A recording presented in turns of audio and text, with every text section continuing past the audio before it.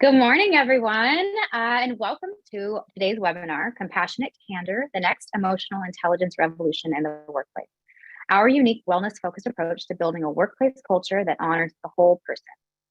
We will provide practical tools for expanding DEI beyond the buzzwords and improve workplace culture to ensure the gifts of each member of your team outshines the stress of living in uncertain times. This webinar is brought to you by iOpening Enterprises, a professional development and media company that creates long-term culture improvement with groundbreaking training, leadership development, and organization-wide enhancements for how workplaces, schools, and justice agencies work. My name is Andrea Haro, and I'm a program director at IOE. Now, before we get started, a few quick items on how to participate in today's event. Today's webinar is scheduled to last 60 minutes, and due to the rich content, we want to maximize our time together, and we will respond to any questions submitted in the chat in a follow-up to today's webinar. Additionally, this webinar will be recorded and included in our follow-up to you. Now that we have that out of the way, I'd like to introduce our presenter today. Dr. Isaiah Pickens is the founder and CEO of iOpening Enterprises. In this capacity, Dr. Pickens has developed several professional development programs focused on increasing the emotional intelligence for leaders and employees at the intersection of wellness and DEI. Our IOE team trains organizations, schools, and justice agencies around the world to transform their work culture and sustain organization-wide improvement through best practices for implementation, coaching, and ongoing professional development. As a Robert Wood Johnson Foundation Culture of Health Leader and Fellow, Dr. Pickens works collaboratively with cross-sector scholars and practitioners to promote a culture of health in America. Dr. Pickens has been awarded by the American Psychological Association Early Career Achievement Award and the Black Enterprise BE Modern Man Award for his contributions to the field of psychology.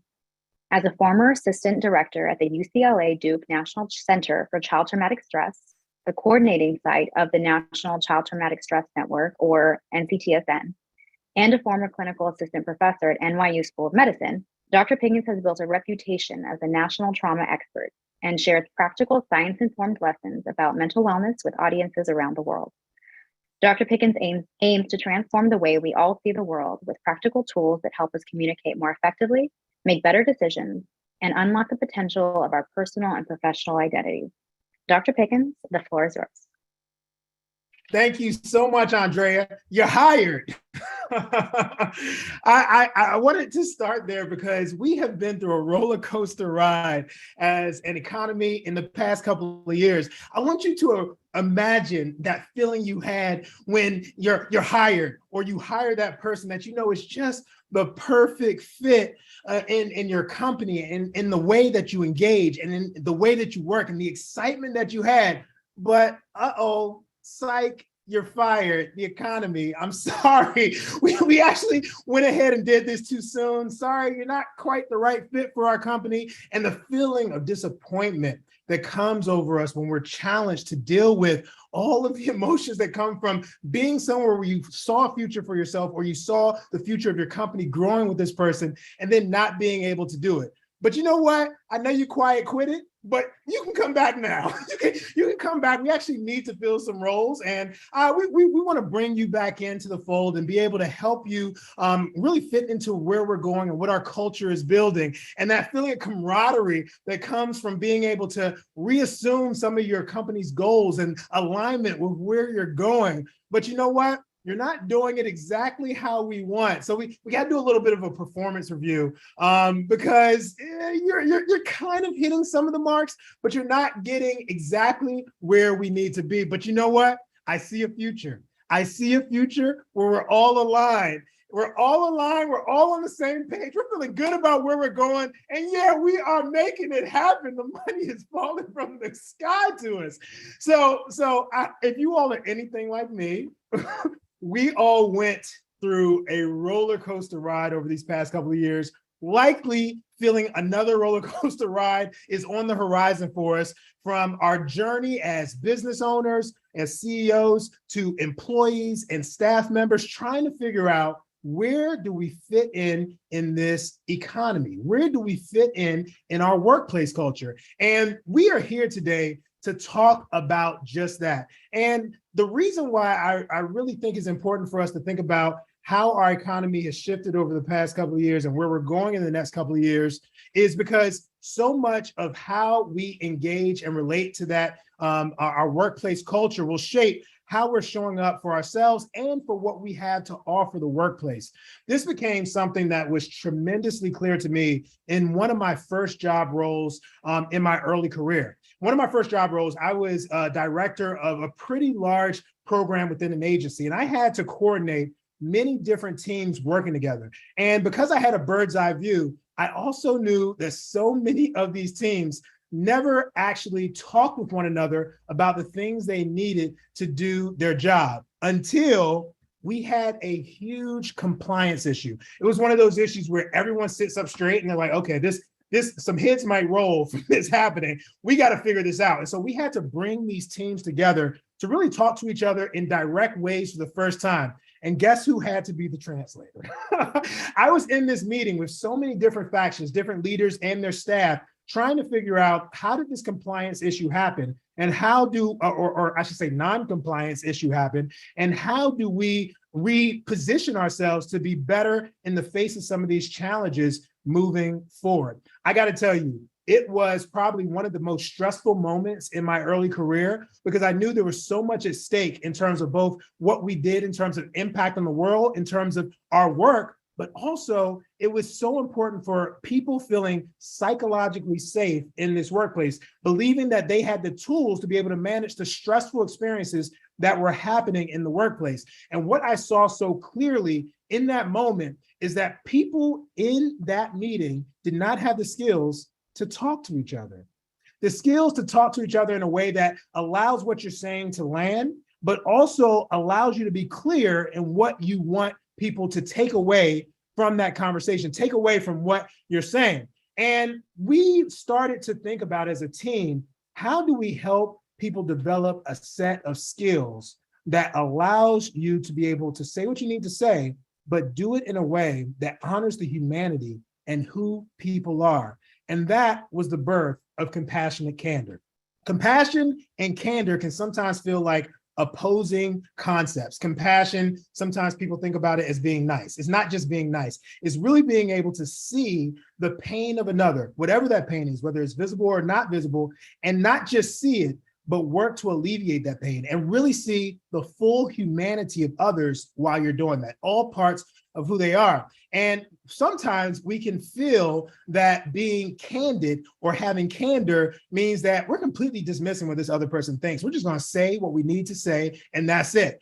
And that candor is needed to be direct, but can it be done in a way that's compassionate? And so it was at that moment when I was in this meeting and I was working with all these differing factions within the agency we worked in, and we had this really crisis moment of this non-compliance, I realized that we as a workplace culture, nationally, internationally, need to be able to have tools to be able to say what we need to say, but do it in a way that's compassionate.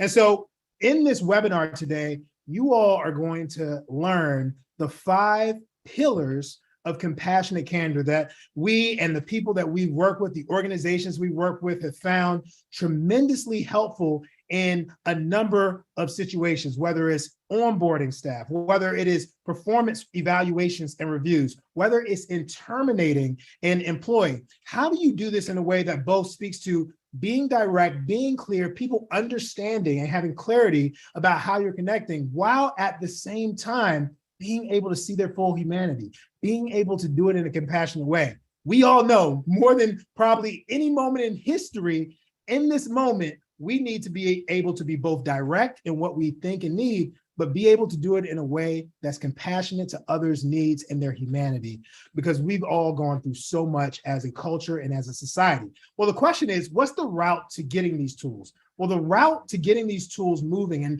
and being able to effectively do this is actually through tools related to emotional intelligence. Now, for some people, EQ may be somewhat of a new concept, but just think about it as the ability to understand what you're feeling, what others are feeling, and how you navigate relationships in a way to get shared goals done.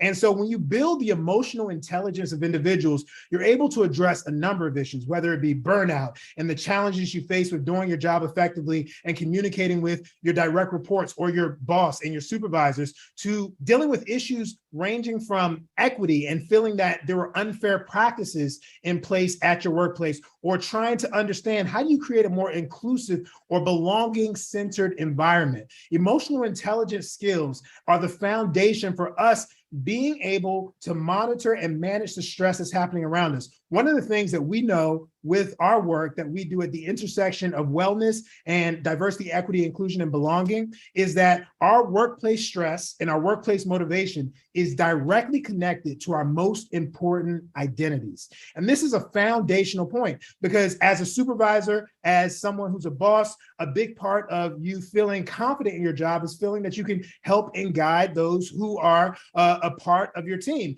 And if you're not able to do that, this in some way creates stress in that particular professional identity. But if on top of that, you feel like you're not being an effective parent at home, a mother, a father, a caregiver in some way, then this also causes stress because it's an important identity to you that isn't getting addressed in some way.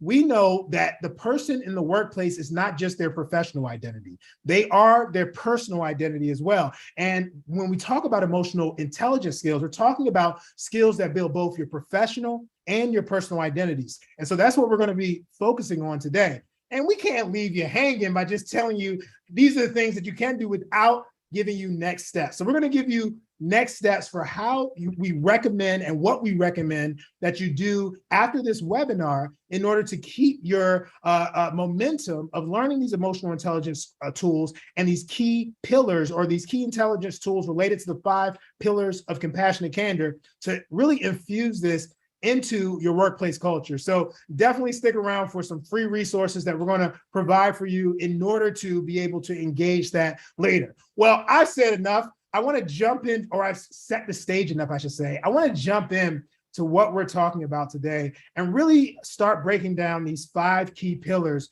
of compassionate candor. So when we talk about the journey of both the employee, the person who comes into the company to contribute and meaningfully move forward the work, and the journey of the employer, the one who's hoping to bring individuals, folks, talent on board to be able to be successful financially, to be able to be successful in the impact you have on the world. It all begins on how you enter them and embrace them into your workplace culture. And that begins with your onboarding process, your trainings and your get to know you meetings and all of the parts that are a part of your onboarding. Now, the question is, how do you onboard in a way that sets the precedent and sets the stage for working with compassion? Again, compassion being that ability to see the whole person and what they have to offer and how they engage in different ways. And so our first pillar of compassionate candor that allows us to lean into this is compassionate curiosity. Here's the thing when you hire someone new, and here's the thing when you're in a new job. We are all trying to predict, right? We're trying to predict, how is this person going to do? How is my boss going to treat me? How is? And in the course of predicting or trying to predict and having predictions, what we're also likely doing is we're making assumptions and we're possibly judging what is happening next. And what compassionate curiosity repositions us to do is to replace that judgment and assumption with curiosity. And just think about those concepts, right? When you're judgmental and you're assuming, don't act like you haven't done this before. I'm there. We all do it before. You can even feel your body starting to tense up. Like, what are they going to do? I know what they're going to do. Don't do that now. And your stress response in your body actually starts to go off, and that actually creates a barrier between you and that other person, creating a healthy and productive connection. But think about how your body feels when you're curious. I wonder what they're going to do. I wonder if they need help with this. I wonder. All of a sudden, your stress response, your body starts to relax enough so that you can actually show up in a way that allows the other person to feel seen, to feel heard. And so a compassionate curiosity is being able to show up with other people's professional and lived experiences in a way that shows you are interested in learning more instead of focus on telling them what to do or what you think, right? And so this compassionate curiosity repositions you to have healthier relationships right from the outset. Now, this is and can be very challenging, because when you have several deadlines and you have many deliverables you have to get out, you're like, I need to get the job done. I need to hurry up and move it forward. But what helps a job get done more effectively than anything else? What helps it become and move forward most effectively is a work culture that allows people to maximize their productivity. So the question becomes, in the onboarding process, one of the biggest challenges is being able to accelerate the person that you're bringing into the workplace, their ability to onboard and onboard in a way that fits into your workplace culture, right? You may have certain protocols for how people communicate or make decisions, or the timeline you're expecting something if you give an assignment.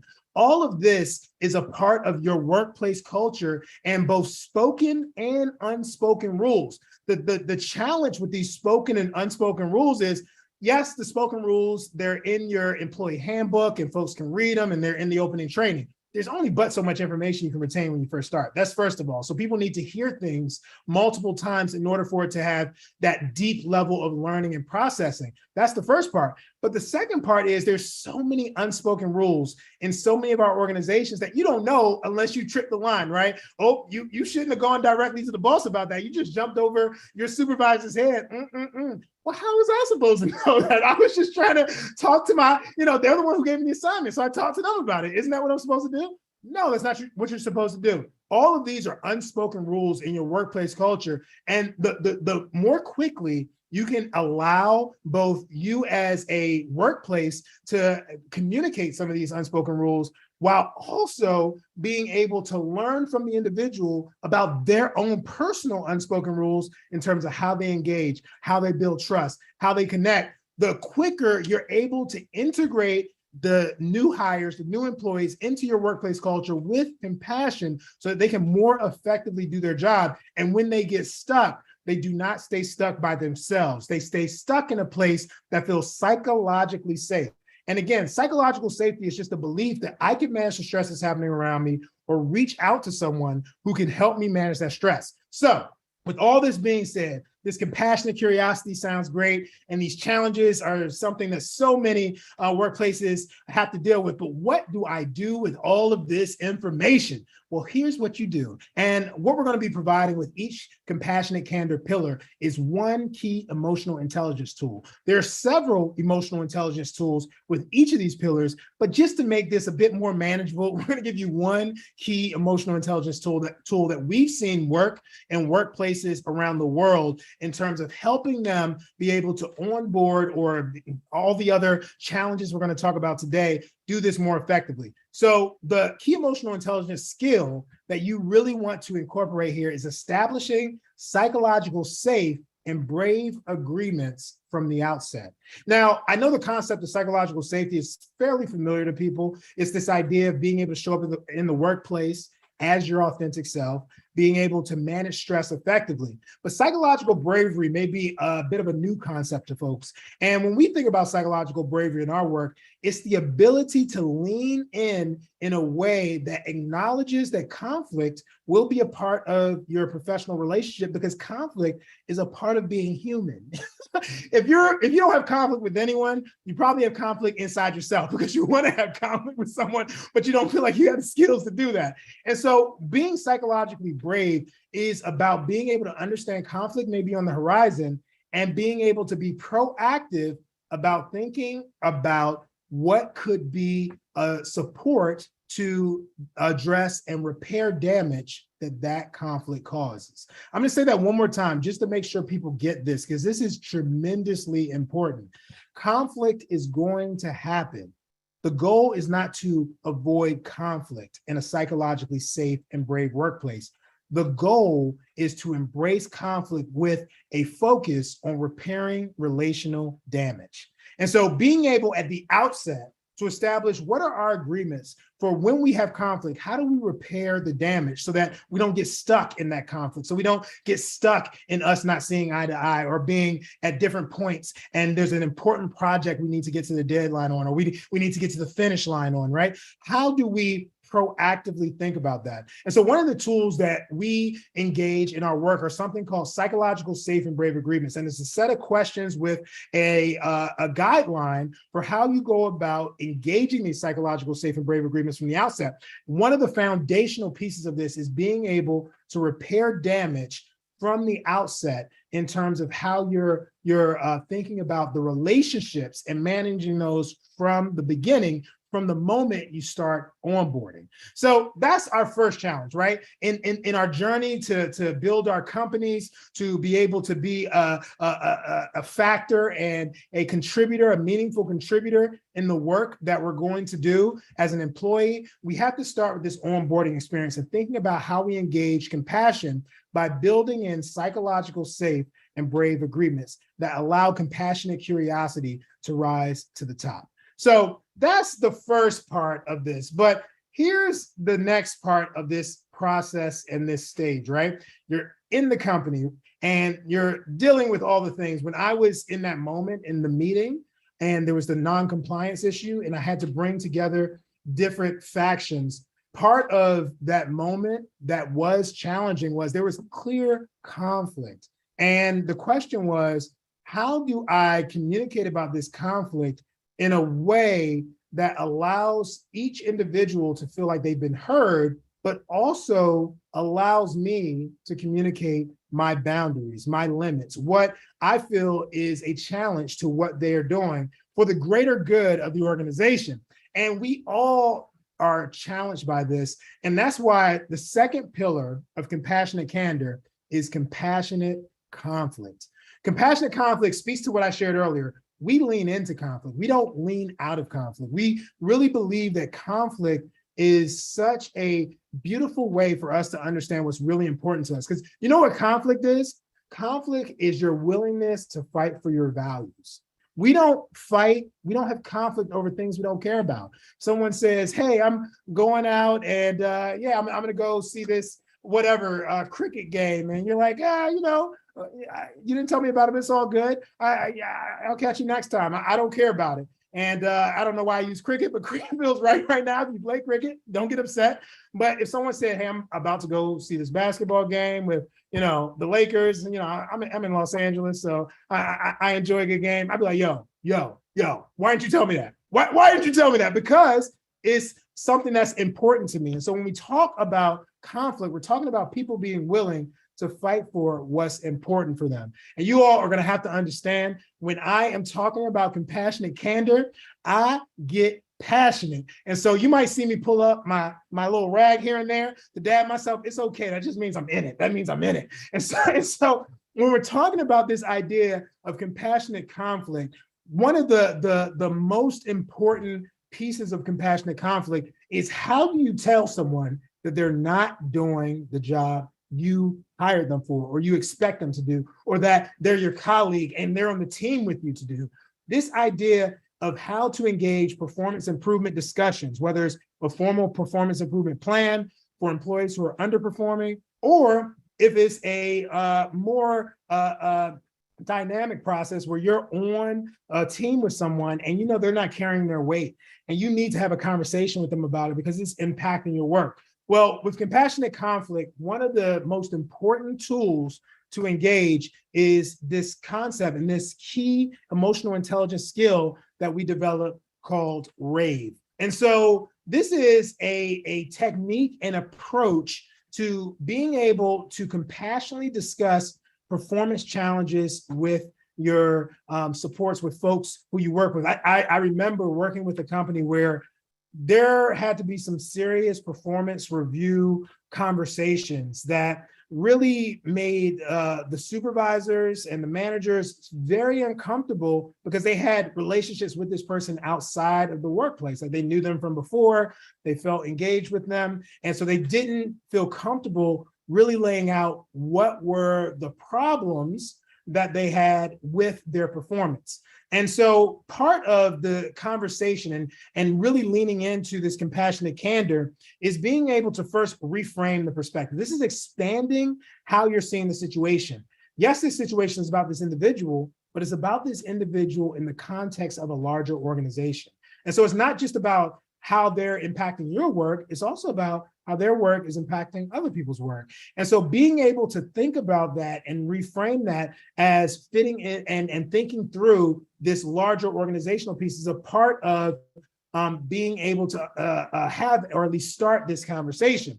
But here's the other piece, and I alluded to this earlier. People want to be seen by you in the way that they see themselves. Again, I'm gonna say that one more time so it really lands for you. People want to be seen by you in the way that they see themselves. And when there is some incongruence between the two, when you see them in a way that they don't see themselves, and you're saying, hey, I need you to finish this project, and I've given you 3 weeks, it's more than enough time, you're not getting it done. What they may be hearing is I'm incompetent. This person sees me as incapable of doing the job. I think I can do this job. And even if I have some imposter syndrome, I think I'm capable of learning how to do this job, but they're not giving me support.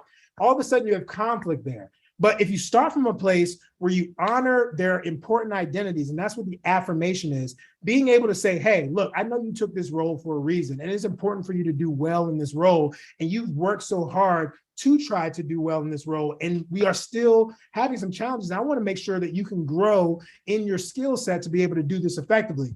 You're having literally the same conversation, but between the reframe and affirming this important identity of their professional role and how they're leaning into it, you've now opened them up to a different kind of conversation. But here's the thing about that type of conversation. Sometimes people can feel that you're skirting around the issue, you're beating around the bush. That's why we have validate. Validate is being able to say the truth of this situation, the truth of what's making this situation difficult, what's making this situation hard. And so part of the truth of this situation is it's hard for me to have this conversation because I know you outside of work, right? I know how you show up. And also I still need to have this conversation as your manager. And for the other person, giving them a chance to say, it's hard for me to hear this because I like being right. I like getting things right on the first try. I don't like taking several tries, but this is telling me something different. So you're saying the truth of this situation, not skirting around it, but you're doing it from a starting point that expands how you're seeing it, the reframe. You're affirming important identities, and then you're validating what is difficult about the situation. But you can't leave it there because you need to do something. You have to move forward. And so this final piece is the empower. How do you empower people to make different decisions, right? Whether it be putting them on this performance improvement plan, whether it be talking about redistribution of responsibilities, whether it be having more consistent one-on-one meetings so that there isn't this long gap and then you see at the end, this didn't work.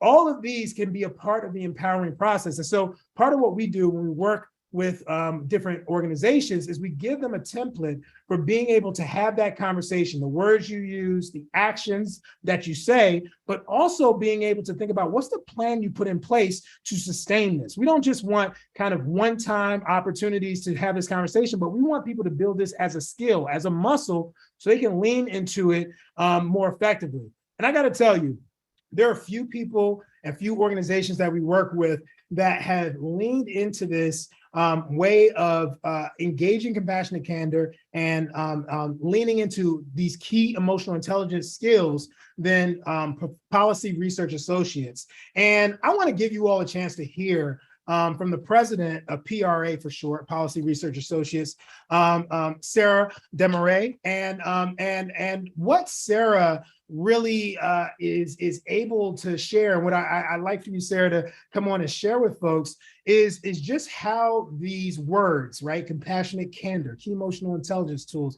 Yes, all this sounds good in theory, but how does it work in practice? How do you engage your staff in practice? And how do you use the lessons learned from this work to institutionalize some of this so you can sustain culture improvement? So Sarah, I want to invite you on to this stage, this wonderful virtual stage, to share a little bit about your experience in using these actual tools and the training that helped you get to that place. I really think that the emotional intelligence training has really changed how we do work at PRA. So first and foremost, I would say that it is about remembering and bringing authenticity to the work, and that we are whole people, and really honoring that. I would say that I probably personally use the rave approach in and out all day long. That one for me has been really key in a leadership role, to really look at behaviors and what people are communicating and try to reframe and understand where it's coming from. And I love the idea of sort of acknowledging what people are bringing to the table and what that might mean in terms of how they're reacting. And instead of feeling like emotional reactions are problems, really trying to understand maybe what those reactions are communicating about what's going on, and what we can use in that reaction to help us move forward. I think it's something else that we're doing a lot of, and that we're really institutionalizing, is the safe and brave agreements. And so that is a concept that sort of was revolutionary, to really have very explicit conversation about how we can create safe and brave spaces for people, so that we have safety in sharing, and that we can feel brave in bringing our reactions and our ideas to an individual, to a group. So I thought I would share maybe one way that we're doing that we're really excited about. So beyond kind of having, I don't know, maybe ad hoc conversations about creating and implementing safe and brave agreements, we're actually institutionalizing it as part of our onboarding and our review process. So in the beginning of an employee's journey and employment with us, we're in the first 3-month check-in, using that as an opportunity to really structure and dig into what does a safe and brave agreement look like between that individual and their supervisor. Another way that I see it happening is that I know entire teams are having group conversations about what it would look like to have a safe and brave agreement for that group. So, you know, different teams working in different ways. There could be a safe and brave agreement with an individual supervisor or an individual colleague, but then they're also having conversations about how to create those spaces as teams for more kind of group-based collaborative sharing. So this way of thinking about and engaging our employees and our staff to create systems and processes around this work is so pivotal for us to be able to not just talk in performative ways, right? Like we want to hear you. We want to see the whole part of you. We want to do all these things, but it's really about, okay, yes, you want to do these things, but how do you really create structures in the workplace that facilitate this so individuals can engage this on their own, and also it's expected within the workplace culture, so you're not fighting against unspoken rules that are saying, I can't talk about what allows me to repair this relational damage with you so we can do our work. I can't learn about what supports you so that you can be more effective. Now, here's the thing about all of this. As great as being compassionate is, it can sometimes feel at odds with the toughest decisions, but it doesn't have to. There are always reasons why personnel changes need to happen. Personnel changes sometimes need to happen because there are budget cuts and people just don't have the finances to continue to support their staff. There also can be personnel changes because a person just isn't doing their job well. And there has to be a shift because of that. And things need to change. But there also can be personnel changes because the person feels like, I don't want to do this job anymore. Like, I don't want to be here. And we've seen that happen time and time again over the past couple of years, where people are just leaving their jobs because they do not want to do that anymore. And so how do we start to engage these personnel changes in compassionate ways? Well, this is when we turn to our third pillar of compassionate candor, which is compassionate justice. Compassionate justice is really thinking about, how do we create a fair environment for everyone in a way that honors all of their humanity, but also honors the needs of the organization? Here's the constant challenge of all of us in workplaces, me included, always trying to navigate and balance the individual's needs with the organization's needs. Like sometimes I need to get home and I need to be with my partner, or I have things that are happening with my family. I'm a caregiver, but also I'm in charge of a team at the job and we have a deadline of Friday. How do I both navigate the needs of myself outside of work, that personal identity, and the things I need to do in work, that professional identity? Well, compassionate justice allows us to be able to both think about that, but also be able to engage that in a way that really feels aligned with where we're going. And so I want to dig into one topic that I think is particularly relevant in this moment in time as we are navigating uncertain futures and how we are thinking about where our resources are going and who is available to be able to move our mission of our company forward and our work forward. And so one of the biggest challenges is, how do I show compassion when I need to terminate someone, or even when I need to quit a job? How can I do this in compassionate ways? Well, the key emotional intelligence tool that we know can really allow for this to shape how people are moving forward in a way that focuses on justice is by being able to engage a concept that focuses on, how do I understand not just the performance, but the fit in the job? One of the challenges with having these conversations around performance and whether folks are capable of doing the job is that they feel so personal. If I tell you that I don't think you're doing this job well and you aren't at this company anymore, or I can't see you at this company anymore, that feels like a wound, an attack against who I am as a person.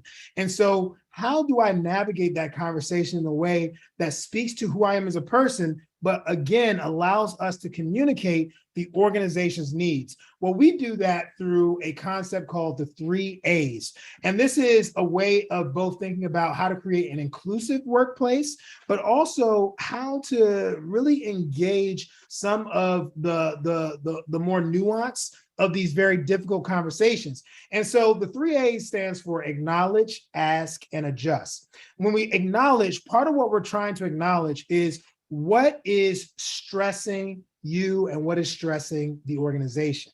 And the reason why this particular way of thinking about it is so important is sometimes we're running to fix and create solutions to problems that either haven't been communicated or we're creating in the process of trying to fix it. And so when we acknowledge workplace stress holistically, we're really able to unpack what might be driving the barriers to this person being in this job. And what we're able to do is we're able to frame it around, instead of there's something wrong with you, we can frame it around, there's something that's not fitting between you in this role right now and the role and what the organization needs, right? Being able to balance those two. That's a very different conversation than there's something wrong with you. And so when I talk about acknowledging workplace stress holistically, part of what I'm talking about is being able to acknowledge both what is stressing you within the workplace, but also what are cumulative stressors outside the workplace that may be impacting how you're showing up.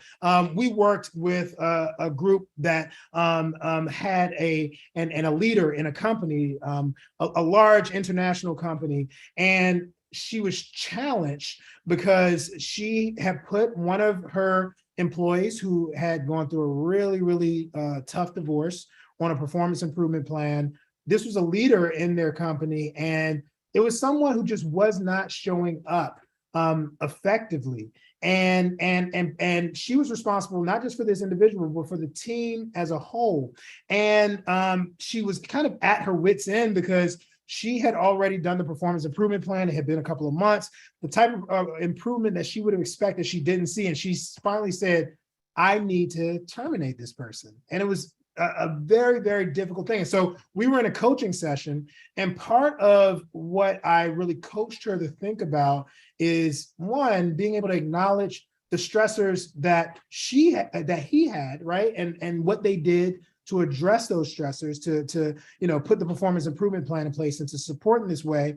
And also acknowledging the stressors that she had as a supervisor and the organization had to all the other employees, right? Because sometimes we think about this in a vacuum. And so while her responsibility was to this one employee, her responsibility was also to several other employees who their livelihood was based on this. And if this person isn't fitting in their role, especially if they're supervising other people, well, it's slowing down the production for others. And so if you're losing contracts, then you may have to let other people go rather than just this one person. And so being able to have a more holistic perspective and acknowledge truly all of the workplace stressors that are impacting the situation and not just this one moment allows you to be able to have more fluidity and flexibility in this conversation. Even though you're moving towards termination, being able to do it in a compassionate way that's not just to the person you're talking to, but just to everyone in the organization.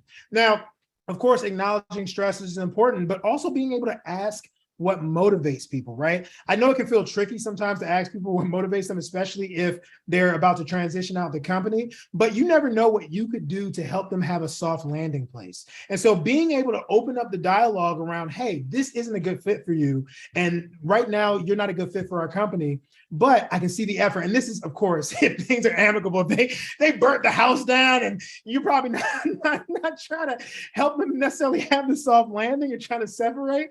But if this is a situation that you're thinking about, how can I also position you to succeed even outside of our company, being able to get an idea of what motivates you. Okay, let me think, give us some time, and maybe there's something we can refer to you. And this is also something that we talked about with this company, how, especially because they had a lot of young and junior employees. And so how do you really go about creating pathways for folks to continue to engage their craft and grow their skill despite the challenge of this moment?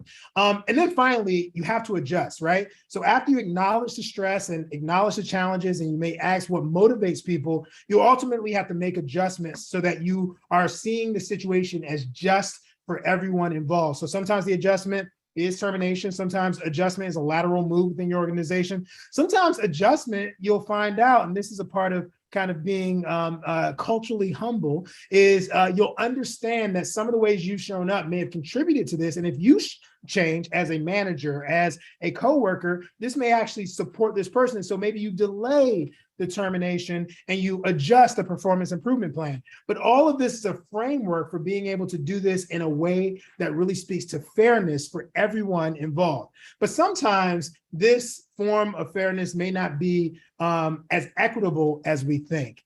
And this is, I think really important because we really are in this moment in history also keenly aware of some of the historical challenges we've had in the workplace, to everyone feeling that their contributions were equally honored and rewarded, feeling that their start in the company, even in the onboarding process, feels as engaged in who they fully are, right? I'm not just this person who has this technical skill set. I also am able to talk to people in a way that moves them. And so why aren't you seeing me for this leadership position instead of this person who, they can't really talk to people. Yes, they have a lot of technical skills. Teach me the technical skills and allow me to actually move people to do the work. So this nuance is something that's so important. And so the fourth pillar of compassionate candor is compassionate solidarity. And here's what I want you to think of compassionate solidarity as. Compassionate solidarity is this idea of, how do I show up as an ally? How do I show up in a way that allows those who may not have the positional power to advocate for themselves? How do I create situations and spaces that allow them to be advocated for? And this compassionate solidarity is such a powerful team motivator, because once you feel like people really have your back, all of a sudden, the world just feels like you're walking on air. You're like, I got this. They got my back. My team got my back. And so your work performance is improving. How ready you are to ask for help is increasing, right? Because that's part of the reason why some of these challenges happen, is people are afraid to ask for help because I'm going to look like I don't know what I'm doing, or I'm stupid. Imposter syndrome. Well, compassionate solidarity directly addresses that by saying, I got your back. I'm here to support you. And so one of the chief challenges in this, especially as we've seen an increase in vice presidents of diversity, equity, and inclusion, and we've seen an increase in folks trying to shift their people departments so that they're more responsive and they're finding new trajectories. for their staff is how do you correct unfair promotion practices? Now, I know that's a strong statement because some people are like, well, we never had unfair promotion practices. Well, let's be honest, most companies in our country, given our context, have had blind spots to what might be unfair to certain groups if you're not a part of that group.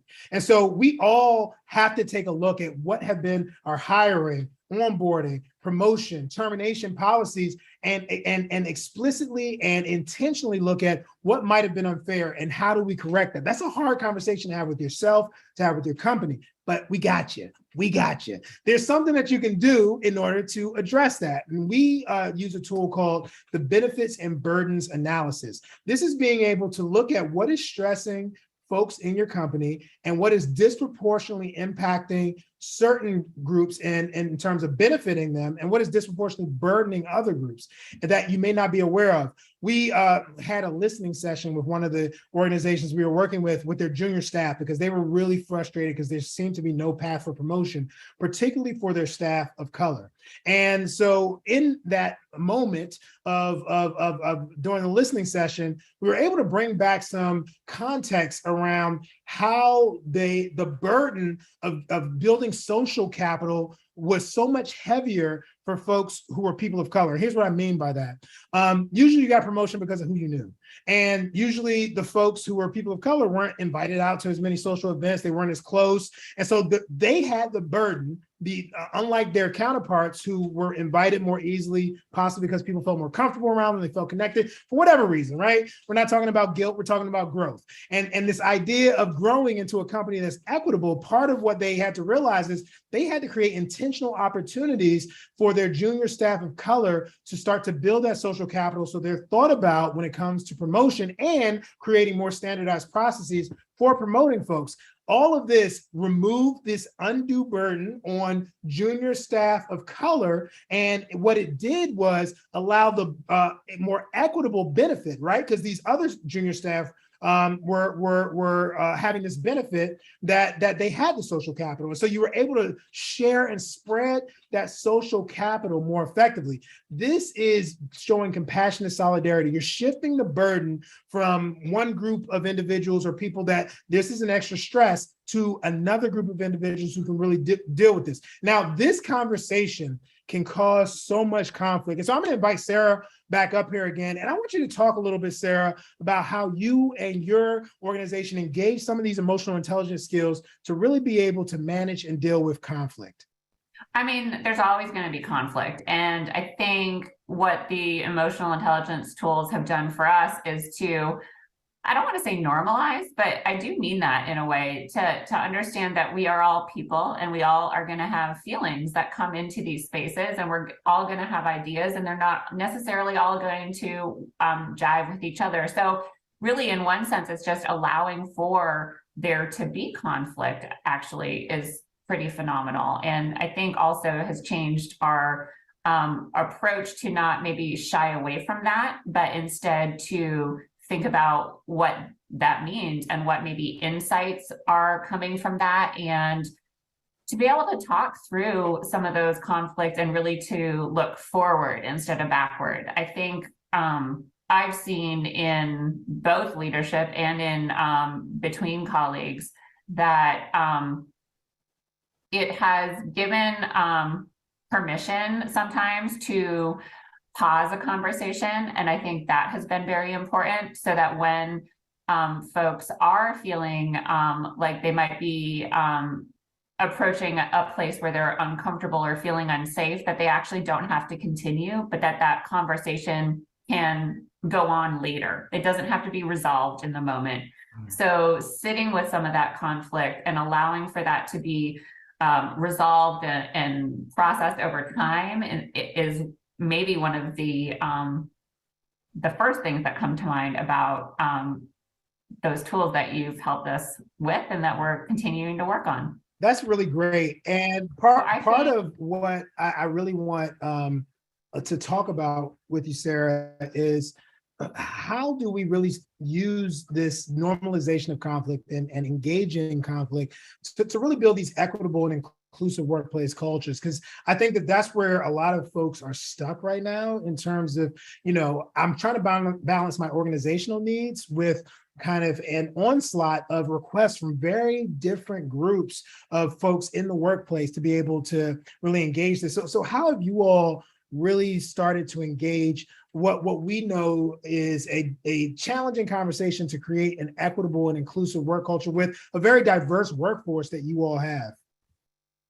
I think these tools have given us an opportunity to have conversations that we might not have had before. And so for staff, maybe those both in leadership roles, but also not in leadership roles, to feel comfortable coming forward when they see something that might not be the way they want it to be, or that they have questions about.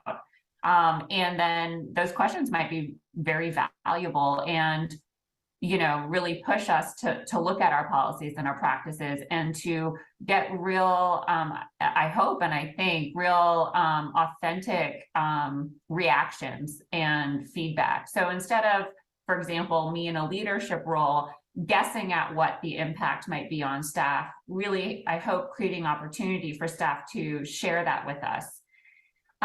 One other thing that comes to mind about that is in this idea of authenticity and transparency is to question if we're not being transparent about something. Is it intentional that we're not being transparent? And so by that, I mean, if there's something that we don't want people to know, why? And so that has really pushed us to think about, well, what are our policies? How do we feel about these practices? And do they stand up to sharing with our staff, with each other? And if not, well, what do we need to do to create a more equitable and inclusive space and to push those policies and practices so that the transparency feedback loop really is more meaningful and pushing us to do better work. That's great. And part of this journey that we're talking about is really, how do we show up as leaders more effectively? Because whether you are the CEO, executive director, head of the company, or you're a new staff coming in, part of what we understand to be the journey to reach this level of emotional intelligence is assuming your role as a leader, if not of others, at minimum of yourself in your own journey. And so just Sarah, as a last little bit of insight for us, how has this work impacted you personally as a leader? I've had a wonderful opportunity to have you a part of our executive leadership course and have your team be a part of our, organization-wide training. How has this really impacted you as a whole? I would say, and this isn't an exaggeration, that this work and both as the company, but also personally through the executive coaching has really been transformative for me. I have had so many insights into who I am and how I operate, and helped me figure out ways to move forward professionally and personally. And really, as a concrete example, one thing that we've talked about a lot is not having to have all the answers and being very authentic in not knowing everything. And that's something for me that was really challenging and continues to be really challenging. But when I bring that authenticity and that real transparency to interactions, whether it's in my personal life or in my leadership role, I have found that has been the most powerful and really joyous experiences for me in the work and in my life.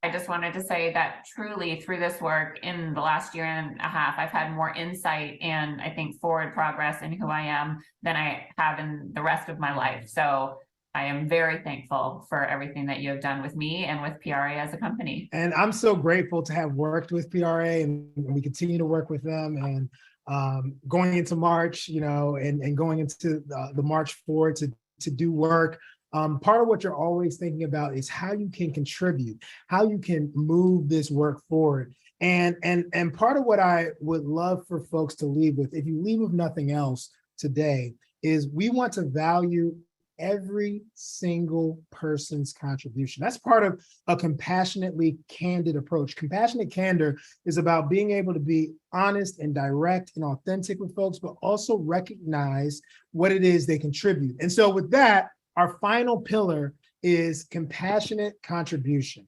Compassionate contribution really speaks to this idea of how we can see the full set of gifts that an individual has. Yes, they may be coming in their role as a director, or in their role as a manager, or in their role as the coordinator of this project. Yes, that may be a part of what they're coming in, but who they're coming in as is all of who they are. And so how do we see all of those skills, all of those talents? And so part of the challenge we see in this area is so many organizations can have a hard time. It's a very phase-like or seasonal way of engaging, right? You have seasons where you feel strong and you feel connected as a team, and then you have seasons and phases where you feel disconnected and there feels like conflict. How do you sustain team productivity, trust, and purpose-driven action, especially when times are uncertain? And so the way that we think about this, and the tool that we like to use, is something called transformational stories. Many of you have heard of transformational leadership. Transformational leadership has 4 core components that allow leaders to be able to inspire their team, to give them opportunities to grow, to allow them to engage in innovative ways that they haven't engaged before. Well, transformational stories builds on this concept by saying, what are the driving components of your story as a professional? So both what has helped you create a sense of belonging in different spaces? Who did you connect with early in your career who was a mentor? What were some of the challenges you faced early on that allowed you to move the work forward and have a sense of belonging while you're doing it? And at the same time, what is it that sustains your sense of psychological safety, your belief in yourself, or at least your belief that you can manage the stress that's happening around you?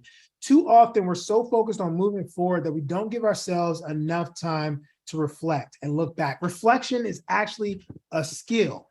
And transformational stories, when we work with people to really build and share their transformational stories, it is a very both low stakes and powerful way to help people understand what's informing your decision-making process, right? And so when I'm with my team and when we're talking, part of my transformational story was being in this space where I was at the agency early in my career, trying to bring these different teams together and help them understand what I was hearing on the side, what I was hearing behind closed doors that wasn't being shared out fully with everyone else. And so part of the reason why in our company and our team, we have many brave conversations around what is it that is making you feel that you can't share something right now. Let's put that out together. Let's talk through that as a team. Let's revisit our safe and brave agreements. They know that, and part of what we share is that this comes from not out the blue, but from a story that I have had from my experience. And we can always negotiate and talk about these, but your story is your story. And the better we get at being able to share our stories and trying less to be just, I'm just my professional identity, I'm just this blank slate, the more connected we feel and the more attuned, which is this emotional responsiveness we feel to others on our team. And that lets us create and innovate and build and be productive in ways you would never believe, because everyone feels free to be themselves. And so that's what's at the heart of compassionate candor. And so here's what I want you all to do as we round out our time here together.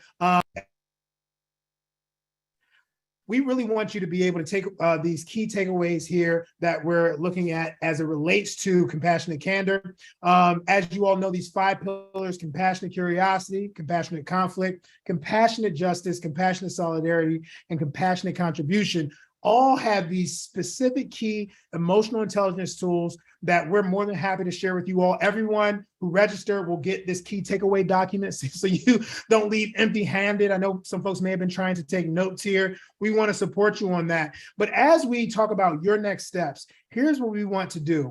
Here's what we want you to see you do. First, take an assessment of how you communicate, because we really believe a lot of this starts with our communication patterns, whether they're verbal, nonverbal. I mentioned the spoken and unspoken rules. Being able to understand how do they align with these 5 pillars, then thinking about how do you build the capacity of your team to engage, and then ultimately, how does your leadership really create opportunities to engage this work fully? And you all can get more information about what we do here, but we want to also give you all a free tool to start you on this. We have something called the Transparent Communication Checklist.